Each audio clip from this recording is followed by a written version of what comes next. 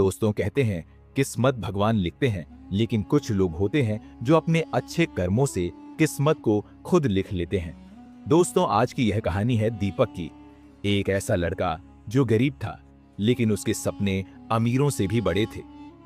मिट्टी के घर में रहने वाला वह बच्चा जो रोज सुबह अपने सपनों को अपनी फटी किताबों में ढूंढता था।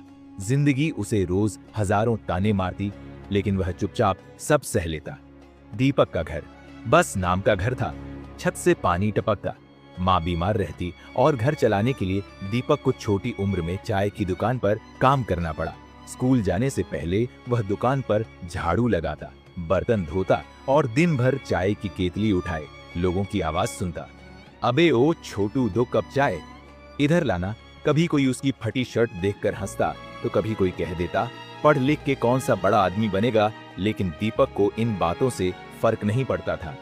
उसने अपनी माँ से एक बात सीखी थी, गरीब पैदा होना हमारी गलती नहीं, लेकिन गरीब मरना यह हमारी जिम्मेदारी है। दोस्तों, वह एक दिन जिसने उसकी किस्मत बदल दी। जिंदगी की सच्ची कहानियां हमेशा किसी छोटे पल से ही शुरू होती हैं। ऐसा ही एक दिन था। सर्दियों की सुबह थी, कोहरे में लिपटी गलियां और ठंड इतनी कि हाथ से कपकपी न रुके। दुकान पर ज्यादा लोग नहीं थे। तभी एक बूढ़े बाबा दुकान पर आए। फटे पुराने कपड़े, पैर में टूटी चप्पल, हाथ कांप रहे थे। बाबा ने थरथरा आवाज में कहा, बेटा 1 कप चाय मिलेगी दुकान का? मालिक बोला, पैसे हैं तो चाय मिलेगी, नहीं तो निकल यहाँ से। बाबा ने अपनी जेब में हाथ डाला, सिर्फ कुछ सिक्के निकले। शायद वह भी पूरे नहीं थे। दीपक एक कोने में खड़ा सब देख रहा था। उसकी जेब में सिर्फ 5 रुपए थे, जो उसने स्कूल की कॉपी खरीदने के लिए बचाए थे। उसने बिना सोचे वो 5 रुपए निकाले और बाबा के हाथ में रख दिए।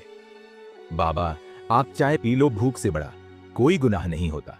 बाबा की आंखों में आंसू थे। दीपक के पास सिर्फ 5 रुपए यही थे, जो कि उसने बाबा को दे दिए थे। शायद कोई और होता तो इस छोटे से काम को भूल जाता, लेकिन किस्मत कभी किसी का कर्म नहीं भूलती।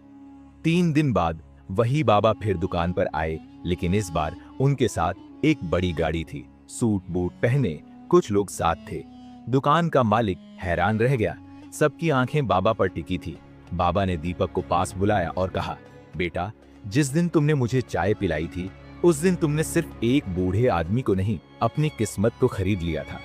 दीपक कुछ समझ नहीं पाया। बाबा ने आगे कहा, मैं कोई मामूली आदमी नहीं, मैं राजवीर सिंह हूँ, शहर का सबसे बड़ा बिजनेसमैन। मैं गरीबों की मदद करने के लिए अपनी पहचान छुपाकर लोगों की ईमानदारी को परखता हूँ, और तुम वह पहले इंसान हो जिसने बिना मतलब के मेरी मदद की। उस दिन बाबा ने दीपक की पढ़ाई से लेकर उसके पूरे घर की जिम्मेदारी अपने ऊपर ले ली। फिर कुछ सालों बाद वही दीपक जो कभी लोगों की चाय की कप धोता, आज IAS ऑफिसर बनकर पूरे गांव की किस्मत बदल रहा था। जिस दुकान पर कभी लोग उसे ताने मारते थे, उसी दुकान के मालिक ने एक दिन सलाम ठोककर चाय दी। पूछते थे, दीपक, तेरी किस्मत कैसे बदल गई?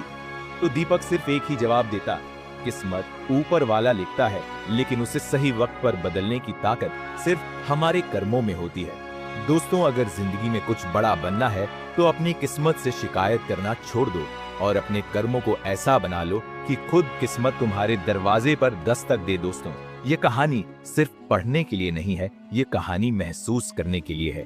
अगर तुमने यह कहानी पढ़कर सीने में कुछ धड़कन तेज महसूस की ना, तो समझ लो कि तुम भी वही दीपक हो। बस तुम्हारा वह दिन अभी आना बाकी है। दोस्तों, अगर कहानी आपको अच्छी लगी तो इसको लाइक और शेयर जरूर करना। साथ ही ऐसी ही प्रेरणादायक कहानियों के लिए हमारे YouTube चैनल को सब्सक्राइब करना ना भूलें। धन्यवाद।